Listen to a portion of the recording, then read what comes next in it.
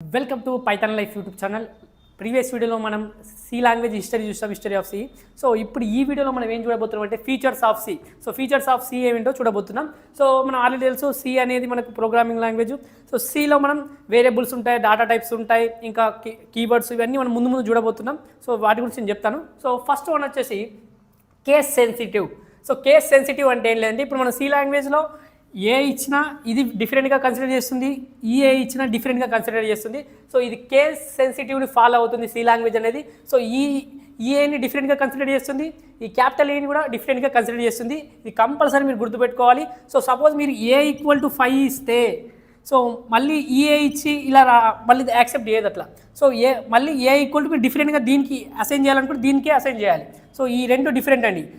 ఈ small capital వేరే ఉంటుంది. సో ఇది కేస్ సెన్సిటివ్ని ఫాలో అవుతుంది. Next small language. దీనిలో మనకు మిగతా లాంగ్వేజ్తో కంపేర్ చేస్తే సి లాంగ్వేజ్లో ఓన్లీ 32 కీవర్డ్స్ మాత్రమే ఉంటాయి. సో ఏమేమి కూడా చెప్దాం తర్వాత. సో 32 కీవర్డ్స్ మాత్రమే ఉంటాయి, అందుకే మనం స్మాల్ లాంగ్వేజ్గా కన్సిడర్ చేస్తాం.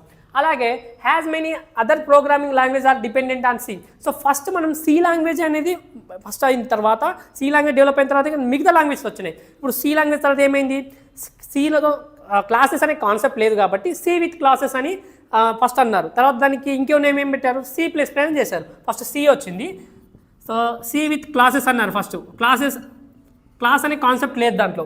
సో అప్పుడు ఏమైంది, మళ్ళీ దాన్ని C++గా పేరు పెట్టారు. సో ఇలా మనకు మిగతా లాంగ్వేజెస్ కూడా మిగతా లాంగ్వేజ్ అన్నీ కూడా సి లాంగ్వేజ్ కాన్సెప్ట్స్ మీద డిపెండ్ అయి ఉంటాయి కాబట్టి ఇక్కడ నేను రాశాను as many other programming language are dependent on C. Next portable. So మీరు పోర్టబుల్ ఏంటి, మనం ఒక సిస్టంలో మనం రాసిన దాన్ని ఇంకో సిస్టంలో కూడా మనం ఎగ్జిక్యూట్ చేయగలుగుతాం. పోర్టబుల్ కాబట్టి ఇది పోర్టబుల్. ఇంతకుముందు మనం ఏం చెప్పాము, ఒక మిషన్లో మిషన్లో అక్కడ నేర్చుకునేటప్పుడు మన బైనరీ లో లెవెల్ లాంగ్వేజ్ నేర్చుకునేటప్పుడు మనం ఒక మిషన్లో ఎగ్జిక్యూట్ చేసిన ప్రోగ్రామ్ ఇంకో మిషన్లో కాకపోవచ్చు. కానీ ఇక్కడ ఏంటి, పోర్టబుల్. ఇది సి లాంగ్వేజ్ అనేది పోర్టబుల్.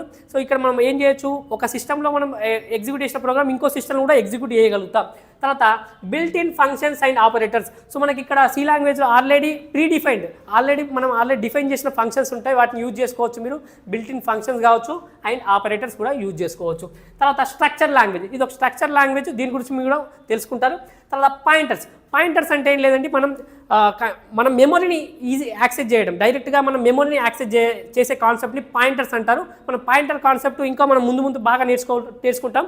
తర్వాత ఎక్స్టెన్సిబుల్ లాంగ్వేజ్ అంటే ఏం లేదు, మన కొన్ని ఫంక్షన్స్ని కానీ యాడ్ చేస్తాం, మన ఫంక్షన్స్ కూడా మనం యాడ్ చేసుకోవచ్చు, దాన్ని ఎక్స్టెన్సిబుల్ లాంగ్వేజ్. తర్వాత compilation and execution is faster. So ఇది గుర్తుపెట్టుకోండి, వెరీ వెరీ ఇంపార్టెంట్, మీకు ఎగ్జామ్లో కూడా అడుగుతారు. Compilation and execution is faster C language. Sir C language అనేది ఓల్డ్ లాంగ్వేజ్ కదా, మరి ఎందుకు ఇట్లా స్పీడ్ అంటే చూడండి, మీకు execution speed of different programming languages, ఇది మీకు ఎగ్జామ్లో చాలా వరకు అడుగుతారు. So C greater than, C+ greater than, తర్వాత Java greater than Python.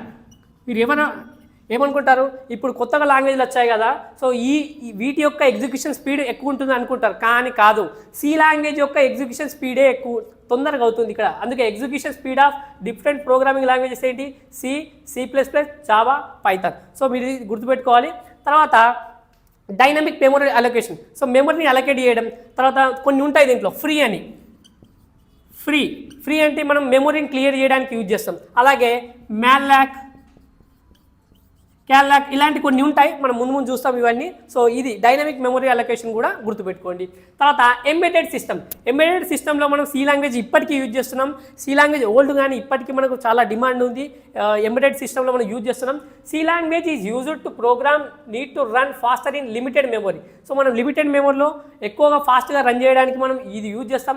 Example మనం మైక్రోవేవ్ కావచ్చు, కెమెరాస్ కావచ్చు, మన తర్వాత ఫ్రిడ్జ్ లాంటి దీంట్లో మనం ప్రోగ్రామింగ్లో మనం సి లాంగ్వేజ్ అనేది దానికి ఒక ప్రోగ్రామింగ్ ఉంటుంది కదా, సో దానికి సంబంధించి మనం ఎంబెడెడ్ సిస్టంలో మనం సి లాంగ్వేజ్నే యూజ్ చేస్తాం. అలాగే ఇది ఒకటి గుర్తుపెట్టుకోండి, ఇది ప్లాట్ఫామ్ డిపెండెంట్ ఎందుకు అంటున్నానంటే సి లాంగ్వేజ్ని platform dependent. So platform dependent ఎందుకంటే ఇప్పుడు మీరు .exe ఫైల్ ఉంది. సో మీరు విండోస్లో ఎగ్జిక్యూట్ చేస్తే మళ్ళీ దాన్ని మీరు లైనెక్స్లో డైరెక్ట్ చేయలేరు, ఎందుకంటే దాని ఓఎస్ పేరు, దీని ఓఎస్ పేరు, తర్వాత మ్యాక్ కావచ్చు. సో కొద్ది చేంజెస్ చేయాల్సి ఉంటుంది. సో .exe ఫైల్ జనరేట్ అయిన తర్వాత కూడా మీరు విండోస్లో ఎగ్జిక్యూట్ అయింది, ఇక్కడ మ్యాక్లో ఎగ్జిక్యూట్ కాకపోవచ్చు, లైనెక్స్లో ఎగ్జిక్యూట్ కాకపోవచ్చు. సో విండోస్లో ఎగ్జిక్యూట్ అయింది, మనం మిగతా వాటిలో ఎగ్జిక్యూట్ కాకపోవచ్చు. అందుకే నేను ప్లాట్ఫామ్ డిపెండెంట్ అంటున్నాను. సో ఇవన్నీ ఫీచర్స్ ఆఫ్ సి అండి. మీకు ఎగ్జిక్యూషన్ స్పీడ్ కానీ కంపైలేషన్ స్పీడ్ కానీ ఫాస్టర్గానే ఉంటుంది. ఈ బిల్ట్-ఇన్ ఫంక్షన్స్ ఉంటాయి, ఆపరేటర్స్ ఉంటాయి. సో ఇవన్నీ మనకు సి యొక్క ఫీచర్స్ ఈ వీడియోలో డిస్కస్ చేస్తాం. ఈ వీడియో కనుక మీకు నచ్చినట్లయితే ఈ వీడియో లైక్ చేయండి, అలాగే షేర్ చేయండి, అలాగే మన Python Life YouTube channel subscribe చేసుకోండి.